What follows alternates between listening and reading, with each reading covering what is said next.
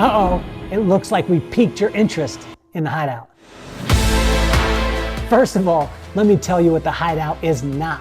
The Hideout is not for hustlers, for grinders, or for people who are looking for a shortcut to what the world calls success. The Hideout is about growing as men, creating lifelong friendships, and having the time of our lives. Are you ready to tap in to the endless source that will take you from success to significance? The Hideout is 2.5 days of hiking, biking, and doing the little things that it takes to create lifelong friendships. I find that joy is nothing more than falling in love with your current circumstances and allowing magic to happen. And that's when we see growth in every area of your life. Have you accomplished your goals professionally and financially, and you still thirst for something more? Has success in these areas come at the expense of far more valuable things, like your family, your children, and your relationships? Alignment in business, strategic partnerships, and joint ventures all come from true relationships. The Hideout is designed to get to know people before you'll ever meet them. This is not your typical mastermind. The Hideout is focused on the one thing that will fuel everything: joy. And when joy is overflowing in your life, you'll find growth in your marriage, your relationships, and oh yeah, your business.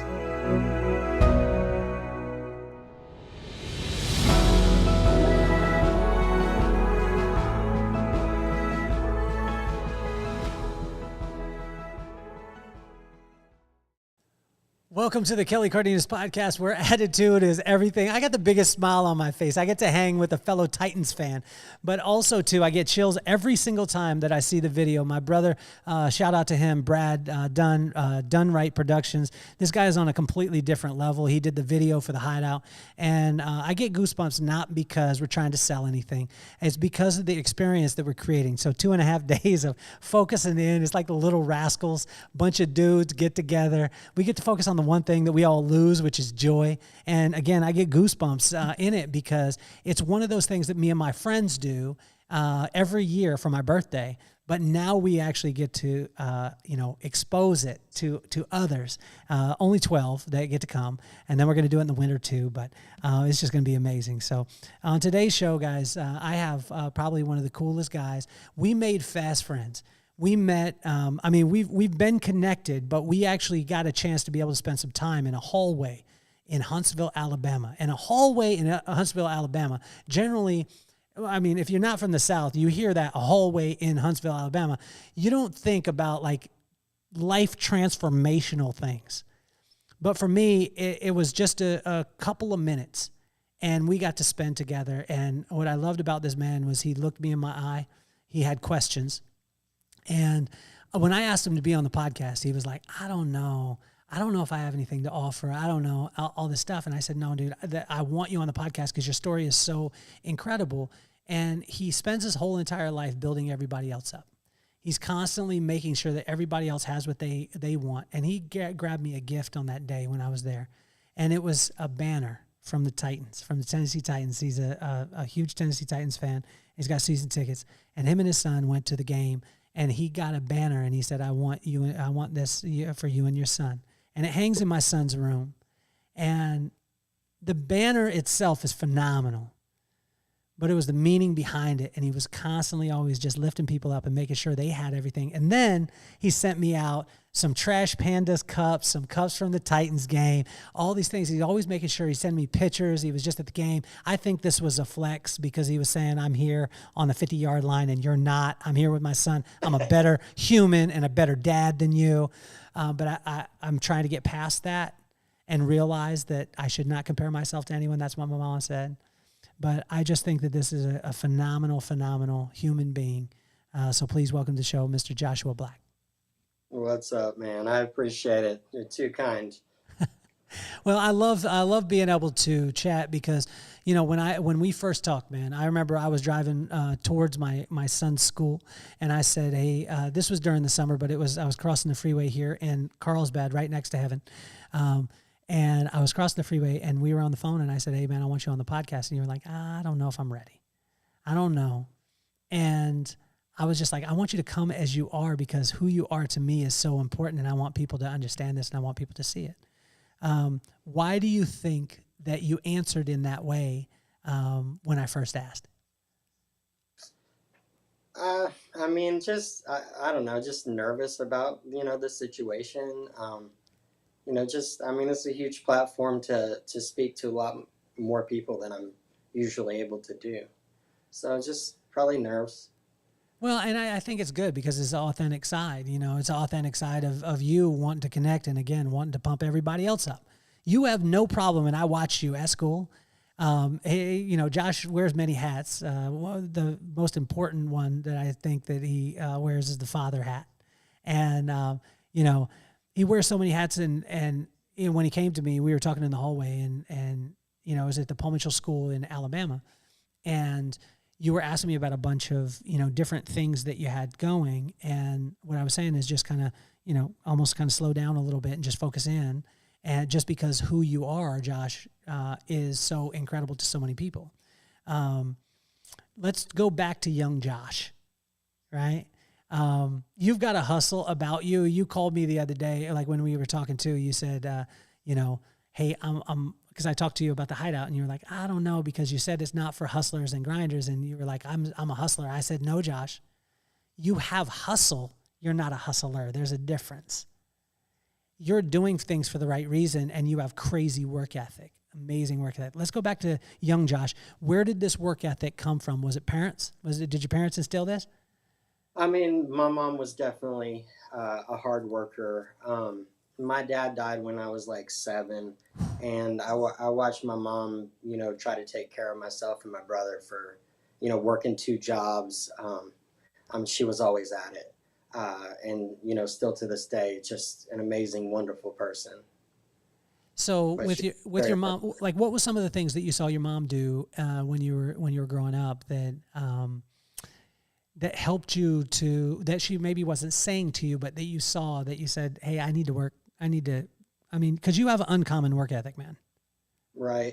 I mean, again, just to see her like get up every day and do it, go to a second job after work to make sure that we were taken care of. I didn't realize or appreciate it at the time. I was a very ungrateful person for a really long time, but looking back on that now, I mean, she definitely was a go-getter, a hard worker, and handled business. So when you say that you're ungrateful, it's hard for me to imagine that. Can you take us into that? I mean, it's hard for me to imagine because, I mean, dude, you're so gracious. Like, every time that we talk on the phone or we'll text, you're constantly, like, I said, hey, man, can you send me a picture? Dude, you sent me so many cool pictures of seeing Malik Willis, playing quarterback, and we were excited. We're excited. We're riding with Tannehill. We're both riding with Tannehill. But Oh we're yeah. excited. We're excited about the future. I mean, Derrick Henry, best running back in the game right now. I think our defense is solid. I believe that we should go, 17-0. I believe, and we should just run through the playoffs, home field advantage, and win the Super Bowl. So, I mean, I don't even think they should play this season. I don't believe. Um, but you're Just get constant. straight to the Super Bowl. Hey, you're constantly, I mean, Josh, you're constantly giving to other people. You said you're ungrateful. Take us into that stage in your life when you realized that ungratefulness was there. Uh, I mean, I guess as a child, I feel like I was very grateful and thankful, and I got into my teenage years, and drugs and alcohol came into play, and I just became a really selfish and self-centered person.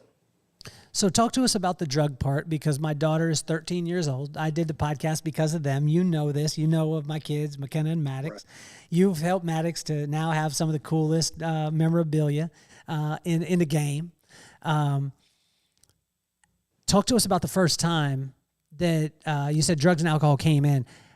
Which one came first? Drugs, alcohol? Which one? Drugs. Okay. What drug was it? I mean, it started with me like marijuana, Okay. and shortly after that, cocaine. Okay. So with the marijuana, how was it? Did you cough the first time? Because that's Oh always the yeah, funny movie. Like, you take a hit and you're like, ha, ha, ha, ha. Is it like that? yeah. It was. I mean, it was like that. I remember I was in 7th grade, and we were in the boys' bathroom at school, and like did that, and then I went back to take this test, and I just like Christmas tree this test and like went to What's the sleep on. conversation? But what's the conversation in the boys' bathroom in seventh grade? Because it's a joint, right? It's not a bong, or you. Right. It's a joint at the time. All right. Okay, some of the people out there don't know what a joint is. It was rolled up. Nowadays, it's all vaping and technology. You could just get a hit on your iPhone. You know what I mean? You could virtually take drugs or whatever. I'm joking with you. But so is it a conversation of, hey, we're going to go in the bathroom and we're going to do this, or is there peer pressure involved? What is it? I mean, definitely peer pressure. Okay. In that, I was scared to get in trouble, and you know what I mean. But I hung out with people, and that was another one of my mom's things. Like, hey, you hang out with these kids, you're gonna get in trouble. And it's like, whatever, mom, you don't know what you're talking about. Like, I'm gonna do what I want to do, But it definitely was my surroundings, and continued on for a long time like that. Okay, so talk to us about the first time with. It's always intriguing to me when you talk about when we talk about weed. So smoking marijuana. Parents, especially conservative, would be like, it's a gateway drug, and then the guys who love them some weed are like, it ain't no gateway drug. You can't get addicted to it. You can't do all this stuff. So you hear these sides. I want to hear your side of. You try out pot, right? So you get high, you Christmas tree the test. When does coke happen, and was it tough to put some up your nose? Because for me, I remember my cousin being like, yo, we crushed up aspirin and we would snort it so we'd get a bloody nose so we could go home from school. And I was like, I just can't take some on my nose. So talk to us about that first experience with cocaine, where'd it come from? I mean, because that's a pretty expensive drug too. It's not a cheap one. Yeah, again, same friends. One of my friend's parents sold it, and we were over at his house, and so they were gone. We went into their bedroom and, took some, and like basically like dared me to do it. And I mean, again, that peer pressure. So I just did it. Was it immediate? Was the feeling immediate? Because was the high immediate and how long between the first hit of, like, in the seventh grade bathroom with the pot, how long was it between that and then the cocaine? Eighth grade. Eighth grade. So almost a year. Yeah. Yeah. So it was maybe it was somewhere along that. I mean, it probably wasn't quite a year, but. Were you smoking a lot of weed by this time? I mean, it's just something that we would do, like, get to school early and like walk to the store, or, whenever we could get it. I mean, at that age, it was, you didn't really know a lot of people like that. So it's like basically my friend stealing it from his parents kind of thing, And then is it a diminishing high? Because everything else, it seems like in life, like let's call it success in business, right? So you hit this high, and then it's like this dark, deep valley, right? Because you hit the high, and then you're going to have the highs, lows, whatever it is. And then you're always chasing that first high. Is that what you experienced with weed, or were you able to get the same high all the time? Honestly, like, I was never a huge fan of weed. It really made me introverted, and I'm definitely not an introverted person. Okay. And so, like, I would get, like, super paranoid and, like, think people were talking about me. So, like, it was just a thing that if it was there, I would do it. But, I moved on to other harder drugs, shortly after that throughout high school. Okay, so let's go, eighth grade, you do cocaine. How often do you do cocaine? Do you stick in this, or is this your thing? Or do you just move on to something else? And if so, what was it? From there, it was a lot of ecstasy. Okay. From coke to the ecstasy. And that's something that, we did a few nights a week, going out to the club and hanging out, like, that whole, like, loving environment.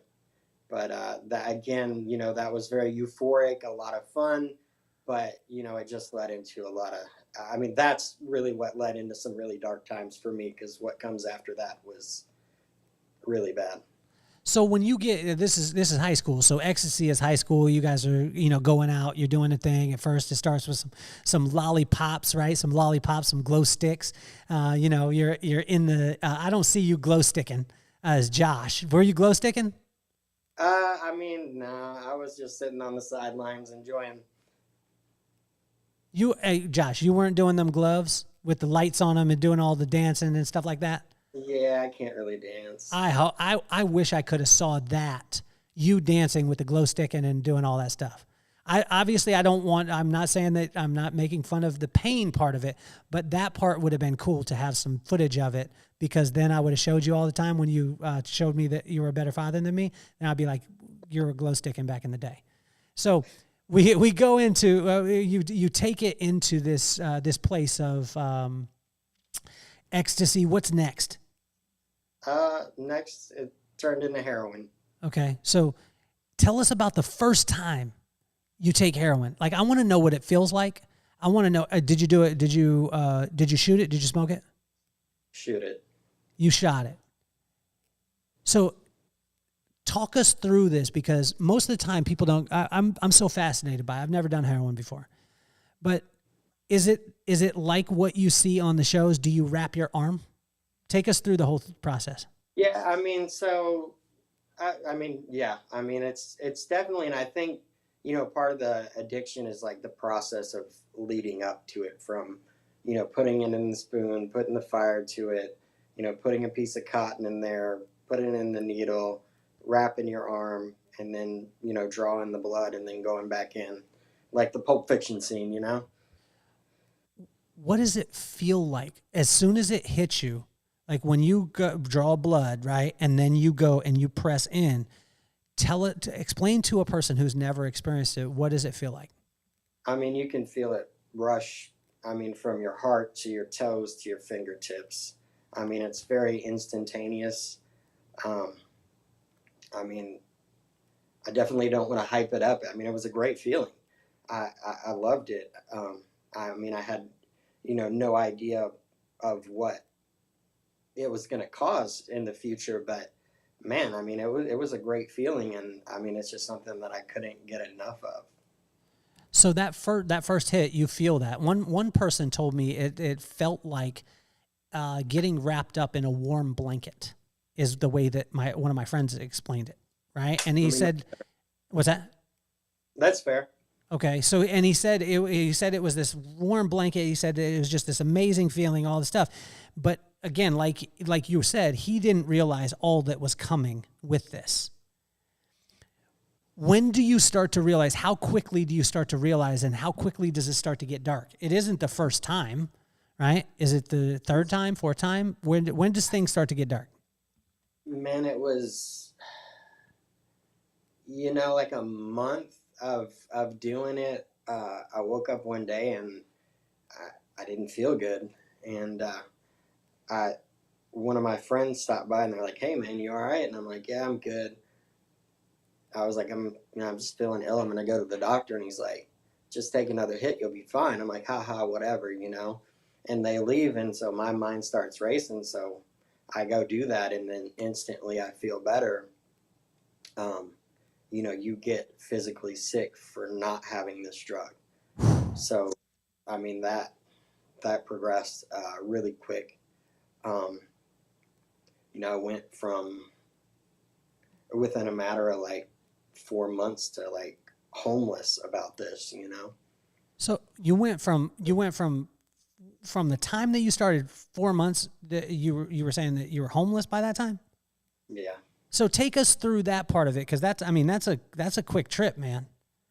I mean, I mean, again, you wake up every day, and your job becomes like, I got to get high, by any means. Are you living at home? Are you living at home at this time? No, I had already moved out. I was living with a girlfriend, and both of us were doing it. And I mean, again, it just progressed really quick. And then, you meet other people that, teach you ways to make money. So, I met this guy, and he's like, "Oh, we're just going to Home Depot and steal some things." And, I mean, it progressed really quick, and, I started to get in trouble.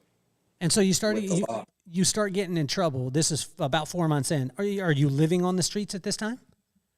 Yeah, I mean, between like whoever would let me stay, to like sleeping in the car, to like, you know, a few times like getting a place, but it's short lived. You know, you pay deposit rent, and by the time the next rent comes, you don't have any money. You know, so I mean, just asking friends and family for money, and just like, I mean, that's where I really started like burning a lot of bridges. So, Josh, take us into this because I think a lot of times when people hear about this, they're like, okay, you started doing drugs. Okay, I understand. You went through this stuff. Um, if you just stopped doing drugs, then your life would change. Talk to that person that is like, because I don't think that a lot of times people understand what addiction is. It's that monkey on your back. It's that controlling thing. It's, and there's guilt associated with it too. Am I correct? And Yeah. there's shame associated with it. I watched this in my family where, I had family members that would, they would either drink or do drugs, and then they would act out, and then they would have so much shame about what they did that then they would drink to be able to make themselves better to cover the shame, but then the shame went even more, and it was this cycle. Can you take us into the emotional state that you were in, and also talk to that person that's saying to you during this time of you couch surfing, you're doing the drugs, you're seeing it going dark, and they're just saying, Josh, well, everything would be better if you just stopped doing them drugs. Right. I mean, again, I don't know. You wake up with like the worst flu you could imagine, right? And like all you got to do is take that TV to the pawn shop and meet up with this dude, and you're instantly feeling better. So, again, that's where that like selfishness and self centered, came into play. I was willing to beg, borrow, steal. I mean, I stole from my mother. It's definitely not something I'm proud of. But it just, you again, waking up, being sick, and knowing this is the only way to feel better. I mean, that's basically how it just revolved and revolved. Same thing every day. So, Josh, when you said you stole from your mother, what did you steal from your mom? And when you stole it, did you then sell it to be able to go and get Yeah, heroin? yeah. What'd you steal? Yeah. I so I went to her house, and I took a TV. I want to say there was like some money in the freezer, and I remember like picking up a pistol out of the drawer, and like right before I walked out, I put it back. I just knew that that probably wasn't the best idea. And then again, instantly drove to the pawn shop, sold probably some gold too, sold those things, and met up with the drug guy. So, Josh, talk to the parents out there that have a kid that is doing heroin right now. Because there's a lot of people out there, and as far as parents, that they honestly, they just don't know what to do. And some of them, you do the best with what you have. What advice would you give to the parents out there that are struggling with a son or a daughter who is in it right now, is in that dark place? What should they do, or what can they do, or what comfort can they have? I mean, man, I don't know that there's any comfort in that. I think the biggest thing that you can do is not enable them. I mean, that's, I see that, that's the biggest thing that, parents will do is just continue to give and give and give, knowing, that that person's not doing right. And that, eventually my mom enabled me for a long time. And, one day she gave up and she wrote me off. She stopped taking my calls. I mean, I'm sure it was very emotionally draining to her. And, I took and took and took. But, I think enabling that person is the worst thing that you can do. But unfortunately, they're going to have to reach their bottom and, want help. What are some of the things that parents don't see as enabling that to you is enabling when you look back at it? Because, as a parent, like I got two kids, I'm just saying, like, no matter what my kids are going through, as a father or as a mother, a lot of times you don't see this as enabling. But can you Yeah, help for us? sure. Can you help us to understand what that enabling is, and that way, maybe we could circumvent some of those things. I mean, as addicts, we're going to come up with all kinds of crazy stories to make you feel sorry for us. Like, oh, I need to eat, just send me some money. Like, knowing that that's not the case. But I mean, we'll come up with anything that we think is going to make you feel guilty. We're going to manipulate you and then get what we want. What is the craziest manipulation thing that you used? And during this whole time, are you conscious, or is it an out of body experience? Is it a blackout, or do you remember it all like you're almost seeing yourself do it, but you're out of your own body? No, I mean, man, I mean, it definitely, I mean, I was there. I mean, but again, it all falls to being selfish and self-centered. I didn't care about anything besides me and getting high. Mm. And that by all means and any means, I did that.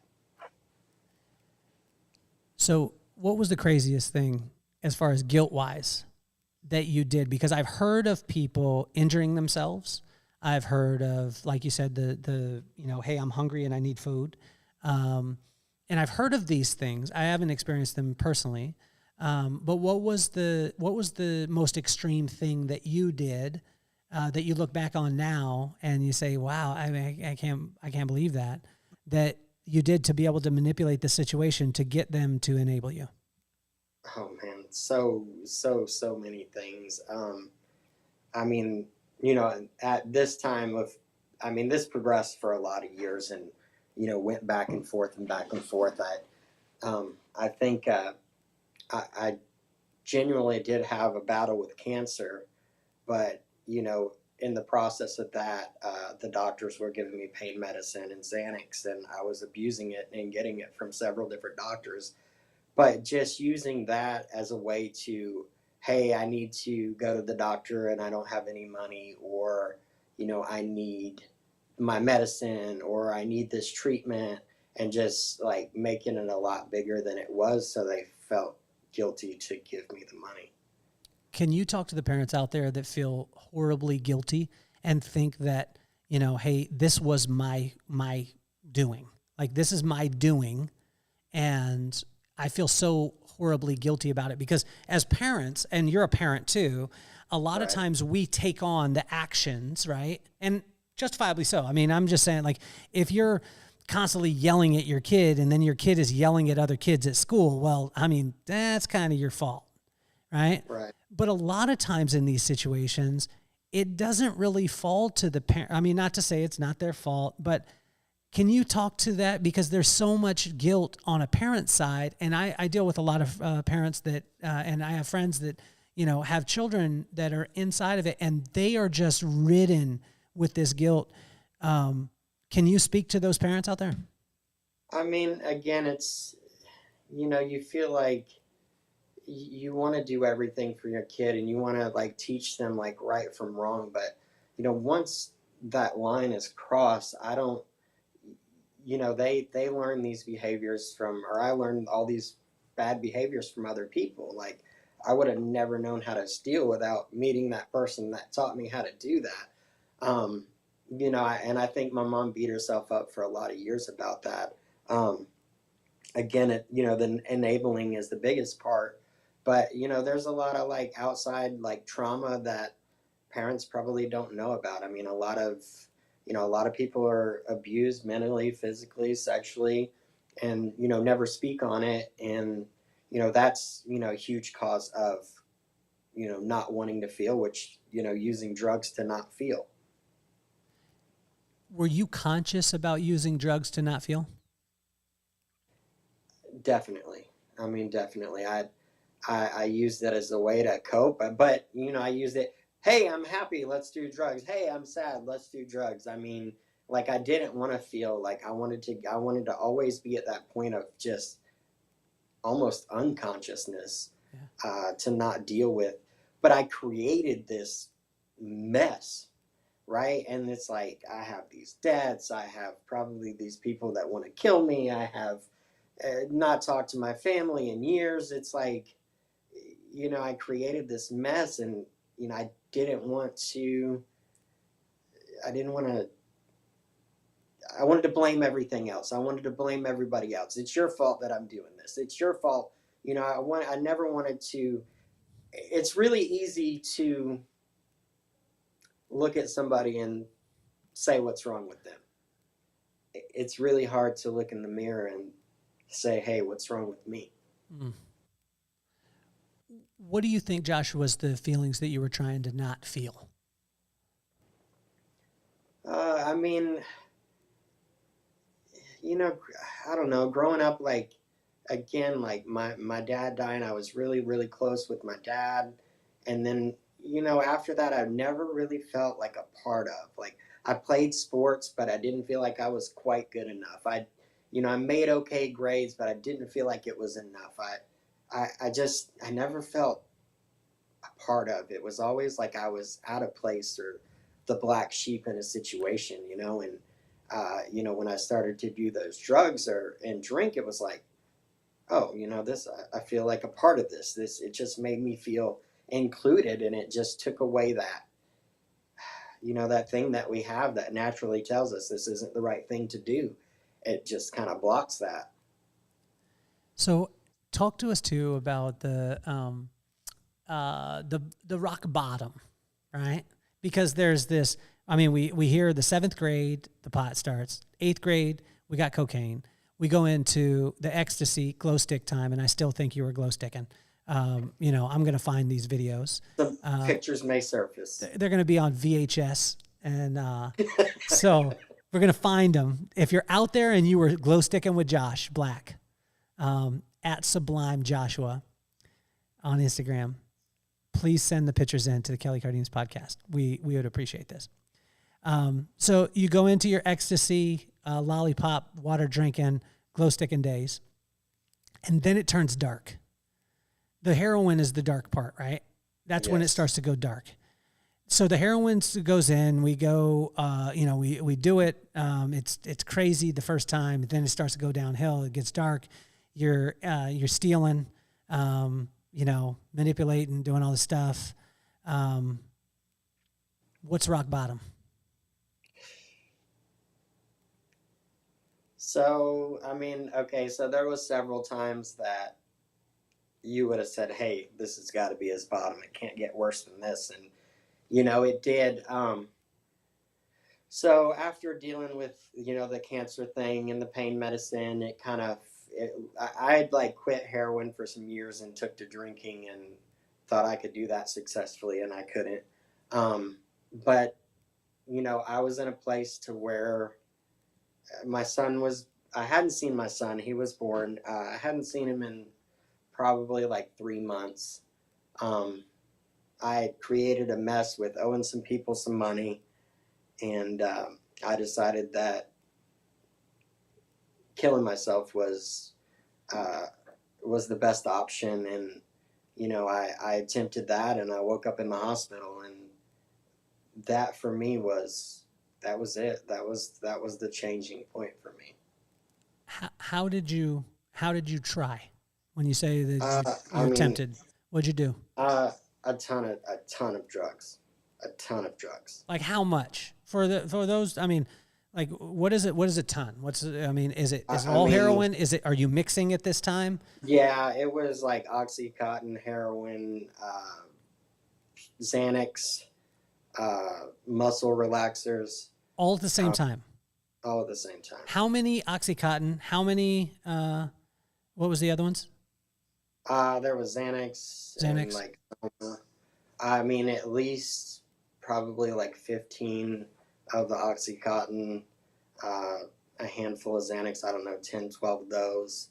The Somas and that, like, together will like stop your heart. So and then did you take all those in, but you had to do them in because you can't do 15 pill at one time. I shot some, and you'd be surprised at how many pills you can take back at one time. Whew. How many do you think that you took at one time? Because I have a tough time. Like the other day I was taking, I can't remember exactly I think it might've been a multivitamin.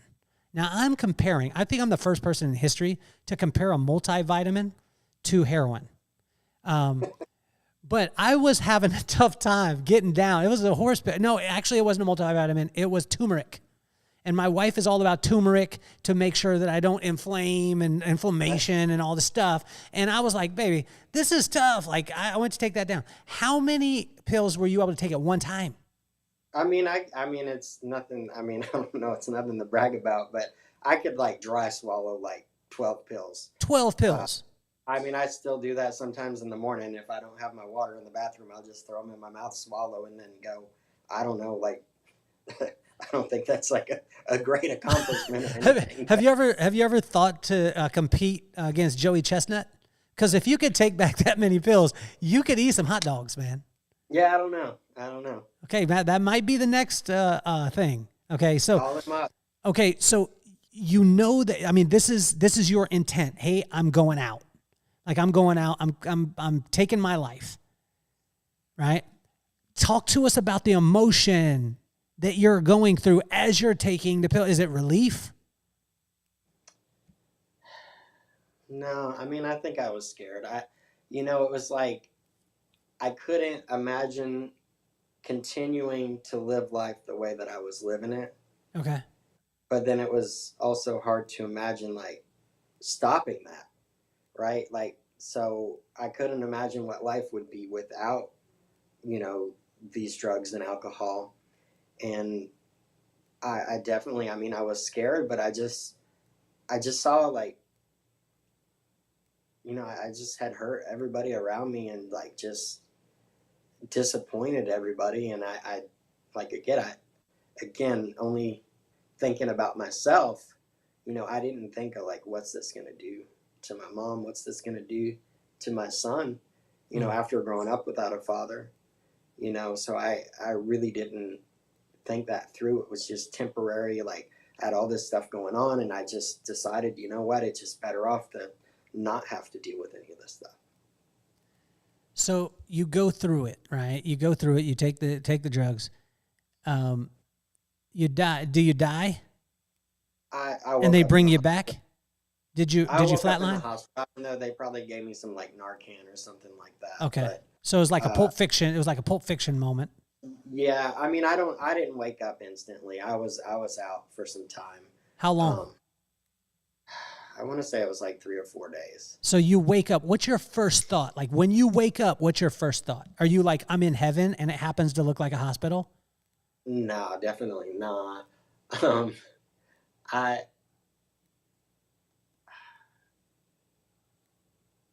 I don't know. I just remember thinking like, well, shit, that didn't work. Um, and then just like all these emotions and feelings started to run across me, and I'm just like, okay, I don't want to die, but like I don't know what to do. And that was probably like the first time in my life that I like sincerely asked for help. I'm like, I don't know what to do, but I need help. And like the nurse was like, you need to get sober. Like that's the only thing that's gonna help you. Take us through that part because a lot of people say, again, I go back to it. And if you're one of the people, I'm not judging you because I've done this before. I've had an alcoholic friend that when I talk to them or alcoholic friend, a family member, I'm like, if you would just stop drinking, everything would work out. But I didn't realize that again, it was they were feeding a beast, and that beast was controlling them. Right. And to get control of that beast is tough. So when you make that decision to get sober, right? Take us through it because it's not easy, and especially coming down off heroin. You can die from coming down off heroin. Am I correct? Right. Okay. Yeah, that's I got sent off to like Bradford, and I think I was there for like 21 days, and again, uh, dealing with all these like feelings and emotions, and I had like numb that stuff for so long. And I really feel like when I really started, doing drugs, that as a teenager, that's when I emotionally stopped growing. So I'm like having all these feelings, and I don't know, what feelings what. And I was really sick, and I was really miserable, and I'm thinking like, oh my God, when I leave here, like I probably got like warrants for my arrest, and like I don't know what I'm gonna do. And that there, they're talking about one day at a time and all these other things, and I hadn't slept in several days, and I was talking to one of the people that work there, and she's like, "Hey, she's like, have you tried praying?"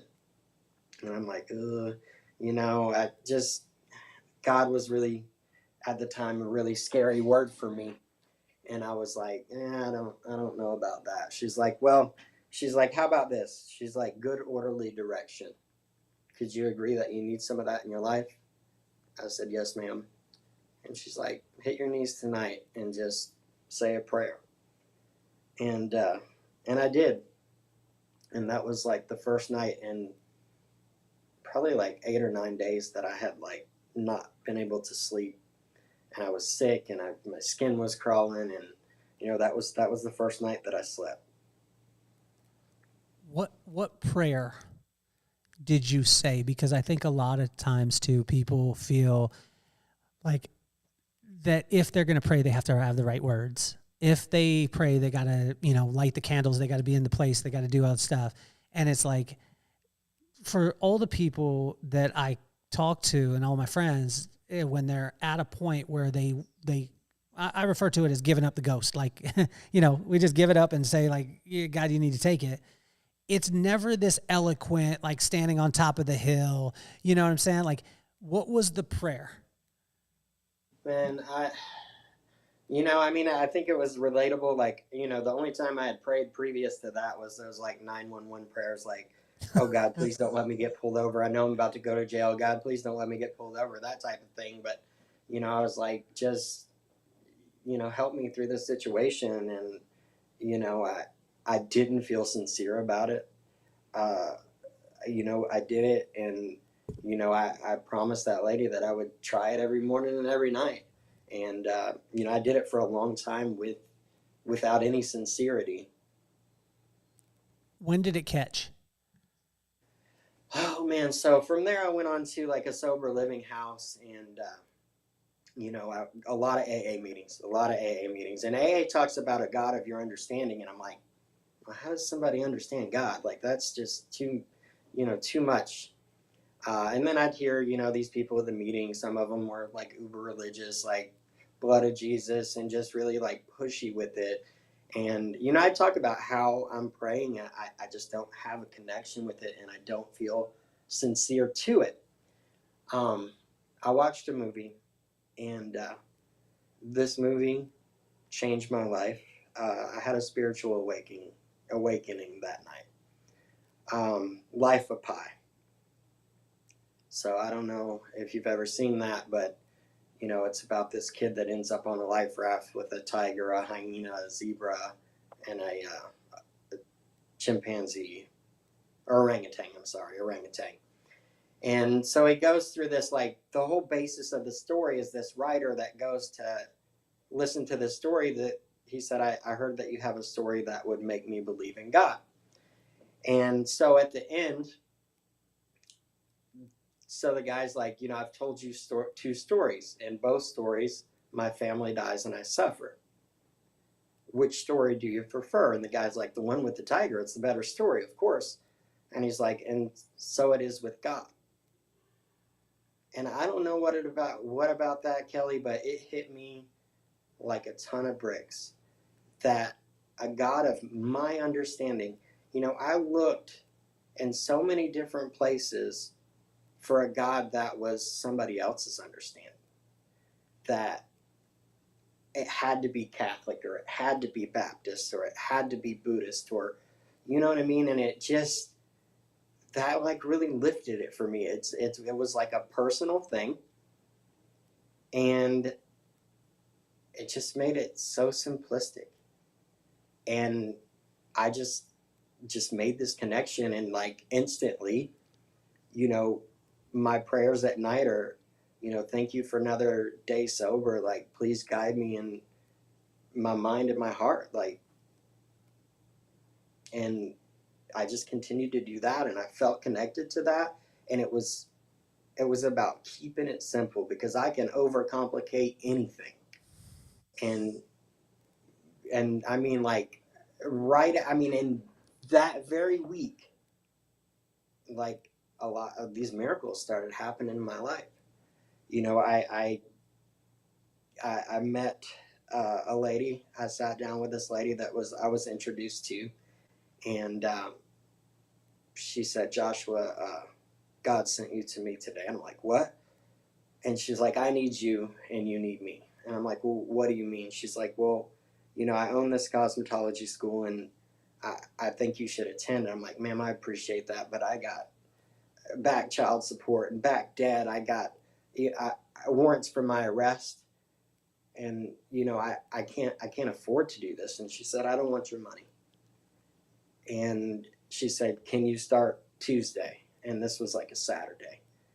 And I said, "Well, I gotta figure it out at work." And I went into work and I talked to my boss, and you know, I told my boss the story, and he's like, do you really feel like this is like a God thing?" I said, "I don't know, but I want to find out." And he said, "Well, that's it, man. You can just work at night." And I got up every morning at 6 o'clock. I went to an AA meeting. I went to school from 8:30 to 4:30, and then I went to work from 5 o'clock at night till 11. And you know, I did that, you know, till I got through school. And you know, Miss Martha loved me until I could love myself.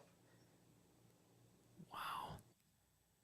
So when you're talk to us too about or talk to me about the road back, because you were saying like, I think people hear the story, right? They're like, "Oh, I started in, then it got, then it got dark, then I hit my rock bottom." And then they always just jump to all the blessings that are happening in their life right now, but they don't talk about that dirty, that nasty of you still had warrants for your arrest. You still had the people that you owed money that were probably some pretty scary people if you were willing to take your life because of that. So, Right. Well, I ended up in Alabama, so you know, none of those people were here. okay, good. Um, but you know, it was difficult, you know, and I think like AA helped out with that, but just waking up and wondering like, how am I going to deal with all this stuff? And like, you know, I think one of the best, you know, sayings for that is like, how do you eat an elephant? You know, one bite at a time.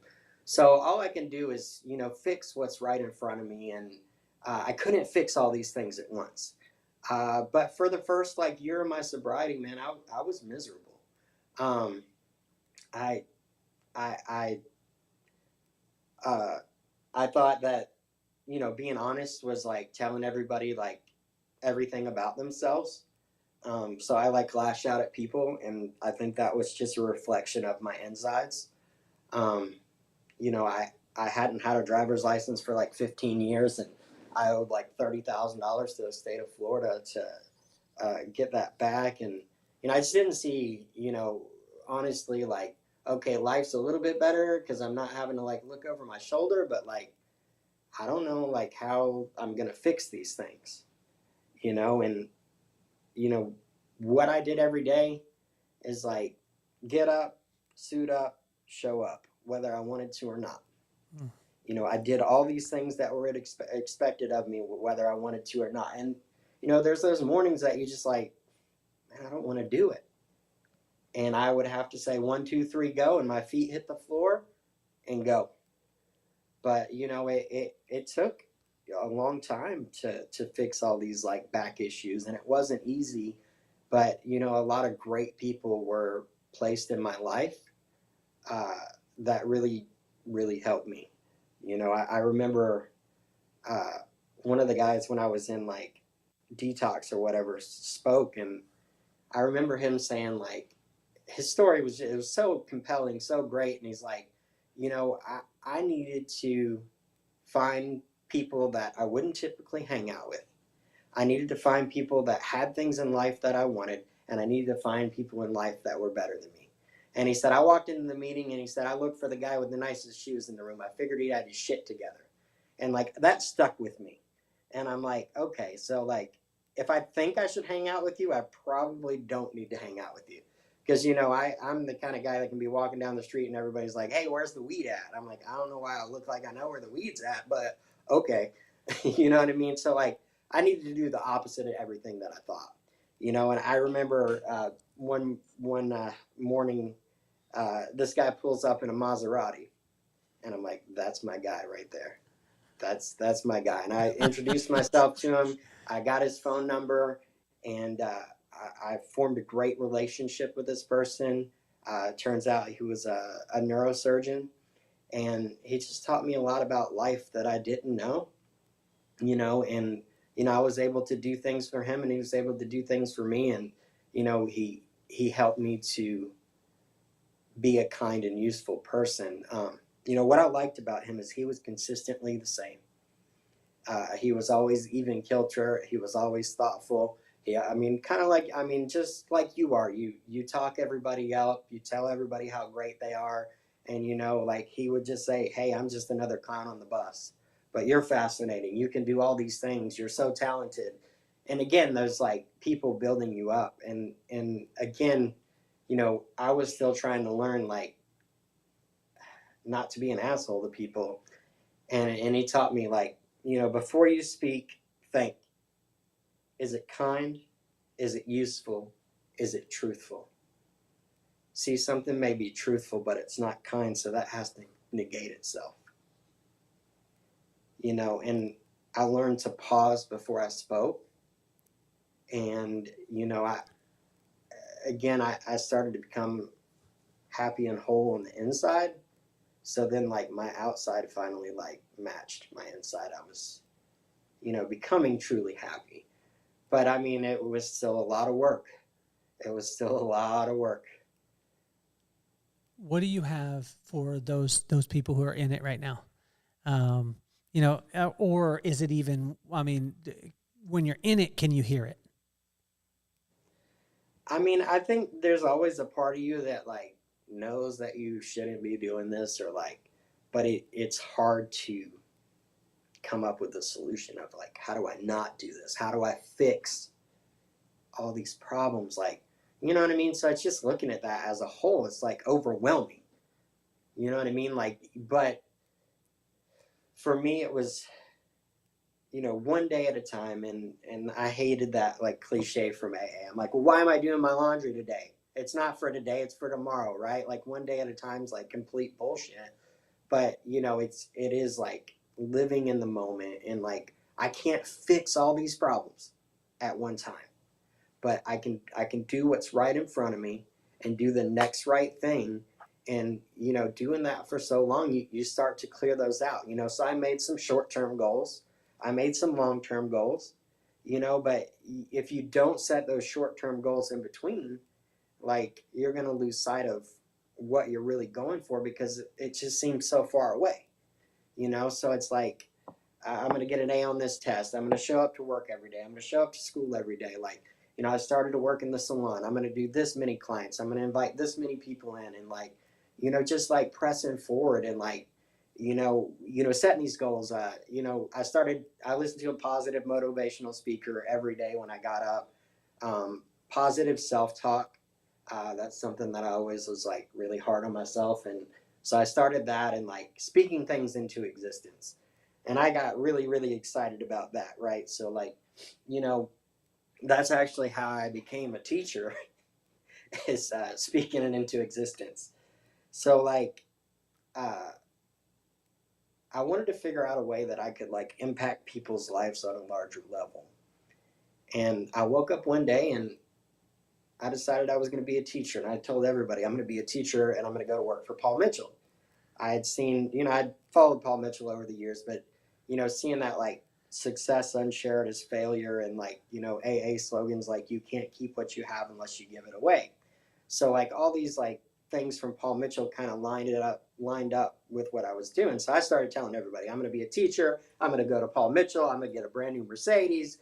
I'm going to do all these things. And, my mentor sat me down and he said, hey, Joshua, what's your credit score? I was like, ooh, I don't really know. And he's like, well, let's find out. It was like a 4 something, right? And he said, do you think you can get a Mercedes with a 400 credit score? I said, probably not. And he's like, do you have a driver's license? I said, no, sir. He said, well, you need to put those on the back burner. You need to work on those. but you should definitely become an educator. And that year, I got my driver's license back. I did not get a Mercedes. I got a $1,200 minivan and some humility. All right. But after 15 years of not driving a car, like, that was a big deal to me. I didn't have to depend on somebody to go get food or to do these things. And that was a norm to me, to like depend on other people. So that was a really good feeling. I got to drive my son to school for the first time. That was what, not a big deal. Like, it seems like not really a big deal, but that was a really big deal to me. And uh, a year or so went by, and I was able to go to school to become an educator, and I was offered a job at Paul Mitchell the school in Huntsville, Alabama. Big shout out to Robert Brown and Suzanne Brown too. The owners of the school there. They're phenomenal, phenomenal people. So talk to the kids out there, man, that, like, my daughter's 13 years old. There's peer pressure. She's a smart girl, stuff like that. But it all starts like it's not like you just wake up one day and you pass up glow sticking like you did, which we'll find at some point. And you pass up the weed in the bathroom, you pass up the cocaine, and you just jump right to the deep, dark heroin side. It always starts somewhere. So what advice, what like, speaking to younger kids out there, knowing what it's done, and it's not like you're coming from a judgment sense, but you're coming from an experience sense. What do you say to those kids? Man, I mean, it's really hard because, like, in that moment, like, I mean, it's not to subside to the peer pressure. And I know that that's really hard because, like, these are people that you think are cool, or, it's cool to go out and drink on the weekend. And, it's cool until you get behind the wheel of a car and you kill somebody. Or, I've just seen so many people now that, like, have drastically changed their lives by one poor decision, so I don't know. I know it's really tough. Like, I grew up in the dare era, just say no to drugs. And, that was always kind of like a joke between us. But, it's again, surrounding yourself with good people. I mean, if that voice in the back of your head says that, like, this isn't right, it's probably not right. Like, listen to that, because we know right from wrong. You know what I mean? And I think that's instilled in us from a very young age. We know right from wrong. And it's like, but once you cross that line, it just makes it so much more accessible to just continue to do that and progress it. I mean, that's, man, it's tough because you want to be a part of, you want to, like, you don't, I mean, didn't think by smoking weed in the bathroom I was going to be a heroin junkie and, end up in jail and, like, sleep on a concrete floor, like, or, like, live behind a dumpster. You know what I mean? Like, that's not what I thought was going to happen. That would never happen to me. I would never do that. So it's like, if that voice tells you, like, it's not right, it's probably not right. Well, Josh, I want to congratulate you too, man, because, you being in education and you helping these kids.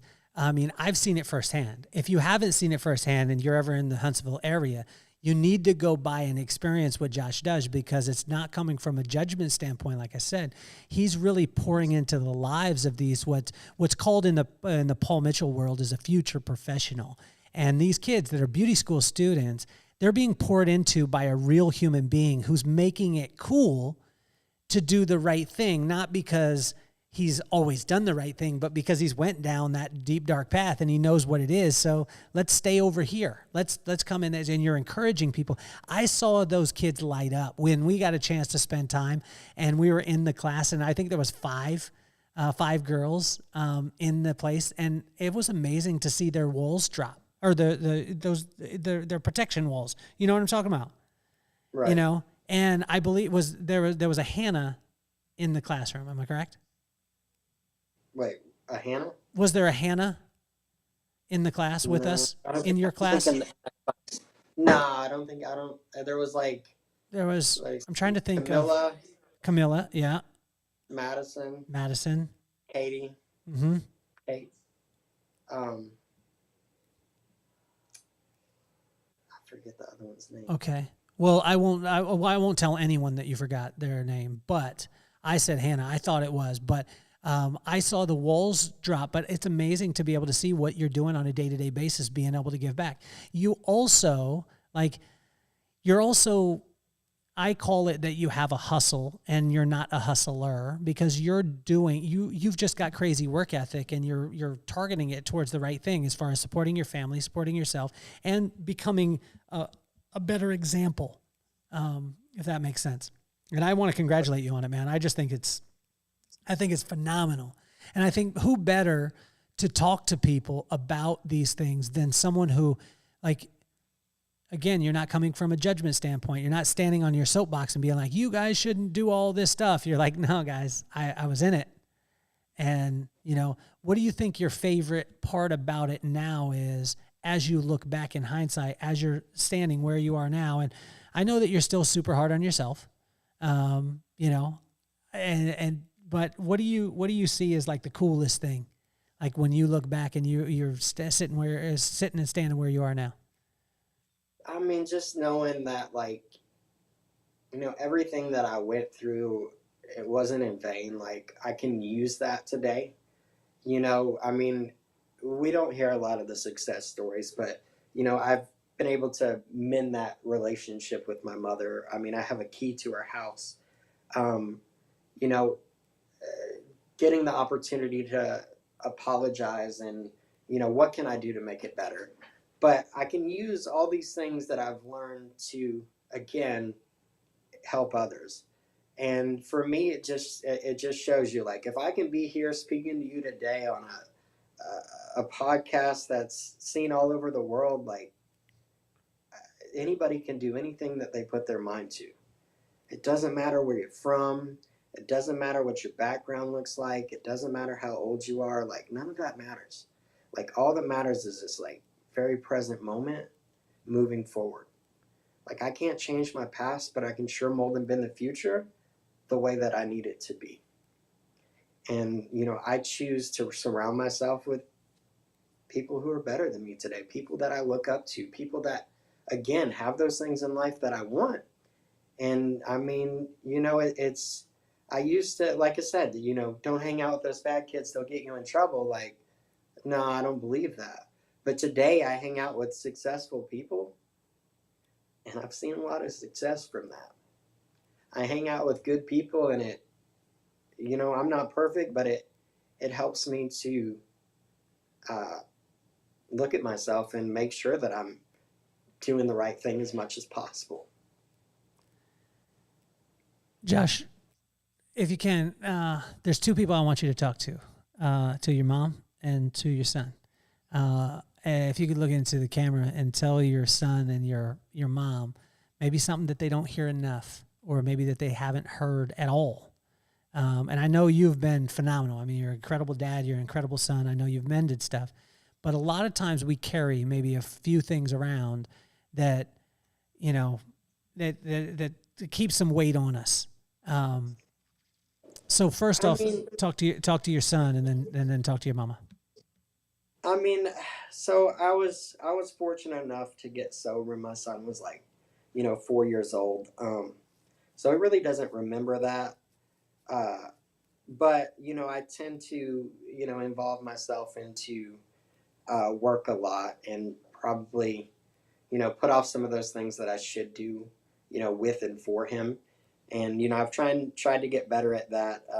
And I mean, but I'm also married with four stepchildren, so finding time for all the kids and to be able to set time aside to do things with them individually. But uh, I just hope that I can teach him, like, better than what I did.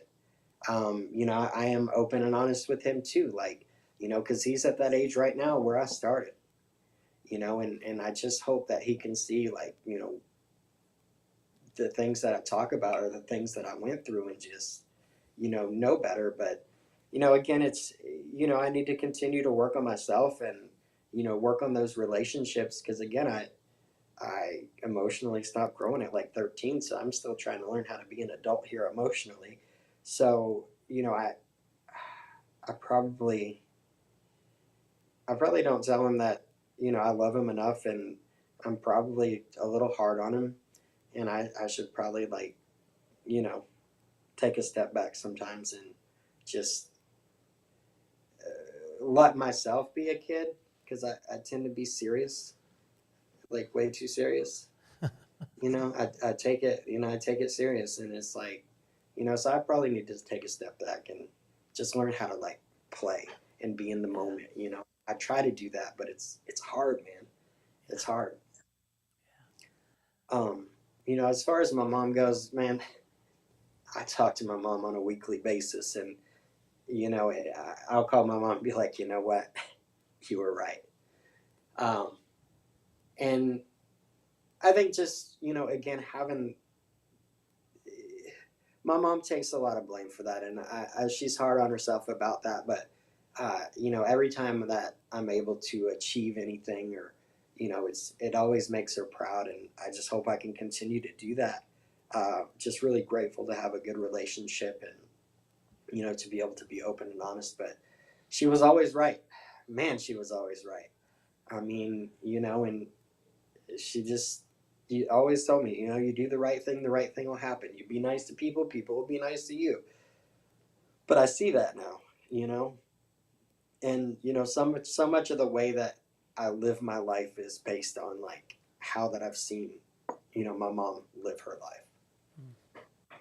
She always put everybody else first. She always took care of everybody else before she took care of herself. And she's got a wonderful husband now, and they have a great life. And we have great visits when we have that opportunity. And but I mean, I call her all the time. I'm like, hey, I just want to let you know that you were right. It's like, I told you.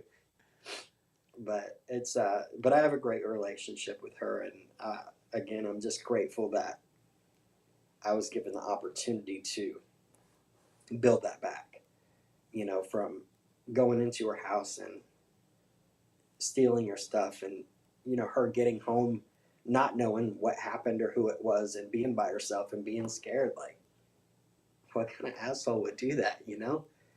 But I have, again, the opportunity to make a daily living amends, and that's my motivation to help people and to want more and to do more. What do you think you don't give Josh enough grace on? I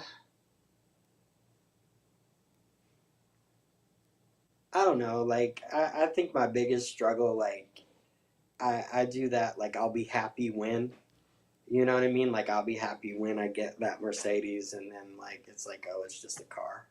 Or I'll be happy when I buy that house, and then it's just a house. You know what I mean? Like, I need to be happy when right now. You know what I mean? I get caught up in all these things that I want to do, and like that I want out of life, that I'm losing what's right here in front of me. And that's a struggle, at home, with the kids, with my wife, like, because I get like hyper fixated on something, and like I want to, my mind's just constantly like going like, I just, I don't know. I mean, I'm living my purpose, but I feel like there's more, and I'm like on the edge of like something's about to open up, and I'm waiting for it. But I think I need to get in touch with that like child that I was never really able to be. You know what I mean? Absolutely. Well, Josh, I want to speak some life into you, because I want you to know how phenomenal of a human being you are. For those of the you guys listening or watching, you already see it. You know why I had this guy on the podcast. You know why now he's a friend of mine, and why. And I don't take that term very lightly as far as being a friend. And you can see that. And what I want to speak life to you, Josh, is like that God wants you to laugh, man. He wants you to smile. He wants you to belly laugh. He wants you to be in that joy, that little tiny kid inside of you that is raring to get out, that sometimes is like, and when I say it is just each and every time that I've seen you, whether it be through FaceTime, when you FaceTime me while I'm driving my truck, brother, when you FaceTime me to show me that you are at the Titans game and I'm not, or it's when we're in person, man, and it's going to happen throughout our lives. And what I want you to know is what God's telling you is just rest easy, brother. Rest easy, like it's all done, like all that stuff is done, and he took it from east to west. All the things that were done before in the east, and what's coming is the west, and where you are is the west, and the two never meet. There's not a east-west like connection. There's not a point. There's one and then the other, and they're so far from each other. And I want to encourage you on that. And he wants you to laugh, and he wants you to smile at the craziest, till your face hurts, and because you deserve that and because you were built for that. And I just want you to know how much of an inspiration you are, man. I mean, you are an absolute walking inspiration to so many of us that are listening, because as vulnerable as you've been today, and as much as you talk about the stuff, a lot of people have these feelings, but they never talk about them. You were open with me the day that I met you. And some people try and put on the bravado. Don't worry about the bravado. I mean, but honestly, that smile that you have, man, lights up. Like when I was talking about the Titans and you being a better dad than me, like that smile, that laughing, because you're in your heart, you're like, yep, I am. I'm a better dad because I got season tickets and I'm on the 50-yard line and you're not. And so I'm joking with you, man. But I want to speak that life. The reason why I started the podcast, is because of both my kids, Maddox and McKenna. Right. Maddox, 10 years old. Right? What's that? Go ahead. Maddox, 10 years old. McKenna, 13 years old. And I wanted to take iconic people like yourself, man. And I wanted to show my kids that iconic people like the Josh Blacks of the world are not superheroes, but they're simply people that aren't perfect, but are working on their attitude every day, working their work ethic every single day. So what advice would you have for Maddox and McKenna? And if you could use both their names, it would be awesome. Oh, Maddox and McKenna. Maddox, stick with that football. I want to see you as the up-and-coming quarterback for the Titans. I saw that throw the other day, man. He's got to throw. Oh, dude. Stay with that. I mean, but have fun. Have fun with it. Whether, you might hit this point to where, like, a football career may not work out for you, but just have fun doing it. I mean, don't take it too serious. Like, you don't have to force things to happen. They'll happen if you allow them to happen. Same thing with McKenna. I don't know what your daughter's really into, but I know that she's at, the toughest age that there is. But they got a great dad. I mean, I really look up to you, like you saying that about me, but like, I watch you like be a good father and a good husband and, come to these schools and just like light up the room, man. Like, I really like adore that. And like, I look up to that, you know what I mean? Like, and you get to do it on a large level. And I think that's really cool. But, I just, your kids, I guess, again, my biggest regret is like not listening to my mom. So like, listen to your parents, Maddox and McKenna, listen to your parents. Like, they honestly like really do know what's best for you and want what's best for you. Dude, I thank you, man. The thing that my daughter has is a good segue, because from this point forward until this thing happens on every single podcast, and Josh, you've been riding with us. Like, you've been listening, and you'll call me and be like, yo, I listen to this, or, you've been riding, and I want to thank you for that. And I want to thank every person out there listening. If you've been listening, you know that I don't ask a lot. I don't ask for a ton. I'll ask for maybe a share, like if you share somebody's podcast or whatever it is. But I am asking this because my daughter goes to Alviara Oaks Middle School. And she is in drama, and drama, I believe, is her thing. She's so excited about drama. And they were talking about the budgeting for the musical. And I went last night to listen to Miss Anderson. And Miss Anderson, if you're listening out there, I want to tell you you're awesome. But Miss Anderson was a little bit skittish about asking like a specific number, because you have to fund the fall musical or the spring musical. And she's like, well, I don't know if we're going to get budget. And I said, Miss Anderson, how much do you need? And she's like, well, I don't know. It could be 5,000. It could be this. And I said, no. What would you like and what would you need for your ultimate musical? Because I want my daughter to be in the ultimate musical. And she's like, well, it could be. And I said, tell us a number. And there was about 50 people in the room. And I said, Miss Anderson, if it's about $25,000, 50 people, that's only $500 a piece. We can do this. We can make this happen. And if there's a person in the room that doesn't have $500, then we can make up for that. But I can guarantee you, I need you. And this is what I told her. I said, I want you to just tell the kids that they're going to do the musical, because you tell us a number, we'll get you the number. There is going to be a link in this bio of this podcast where you could donate if you would like for AOMS. I actually, as the show is live right now, I do not have the link. Because I went to the meeting last night. I'm going to get the link and I'm going to put it in. So if you're listening to it now, it'll be in there within 24 hours. If you feel it on your heart, do it. But my daughter is going to have this musical come hell or high water. We're going to make this musical happen. And so that's my ask is, I'm not saying that you have to donate to hers, but if there's a department in your local school that is lacking funding, do something about it. Get the people together. If you think that, how can I make a difference? You look at the Josh Blacks of the world. How can he make a difference? By the little things that he did when he said, get up, suit up, and show up. And if you could do that, you can make a difference. You can make a difference. I did a benefit the other night, Josh, and it was for the Agua Hedionda Lagoon Foundation, which is another foundation that is a phenomenal foundation helping kids to be kids. And we were there, and there was 200 people, almost 200 people, and we needed to raise about $100,000. Well, 200 people to raise $100,000 is only $500 a piece. But everyone was waiting for the whales or the people who were going to give $5,000 and $6,000 and $10,000 when you can give a small amount. And I'm not saying $500 is a small amount, but I'm saying that if we all come together, we can make a difference. And if you have a message like Josh has, you're making a difference, Josh. You're making a difference in this world, man, at a high level. And I want to thank you for it, man. I want to thank you for what you're doing and who you are, bro. And the fact that we are going to see a Titans game together. We are going to see one together. I'm sure that Josh will get me the seats behind him because he's going to be like, look, I'm in front, so I'm a better dad. That's what he's going to do to me. No, we got you, man. You can sit on the 50-yard line. I'll sit in the nosebleed. So, Josh, call out our record this season. I'm an irrational fan. So every week I'm like, we're going 17-0. And then I call my buddies and I'm like, all right, 16-1. And then I'm like 15-2. What do you got? What do you got? Record for the Titans this year? I say we win 12.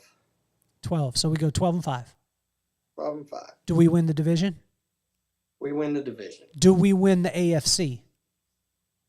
We win the AFC. So we go to the Super Bowl. I think that we could go to the Super Bowl. Who do we play in the Super Bowl? It's a good question.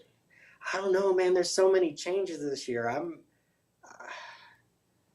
don't know. I'm excited about some of the changes, but that's a good question. I don't know. There's a lot of trades on the off season. Okay. A lot of trades on the off season. So I don't know. I want to give me like 3 weeks into the season to look at everybody, and I'll be able to tell you.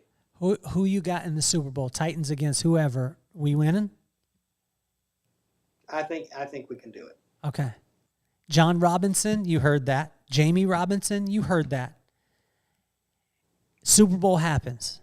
You going to the Super Bowl with the Titans? You going to the game? Me? Yes. Oh, I don't know about that. That might be out of my budget. I'm telling you, I told even if we get one ticket, we're going.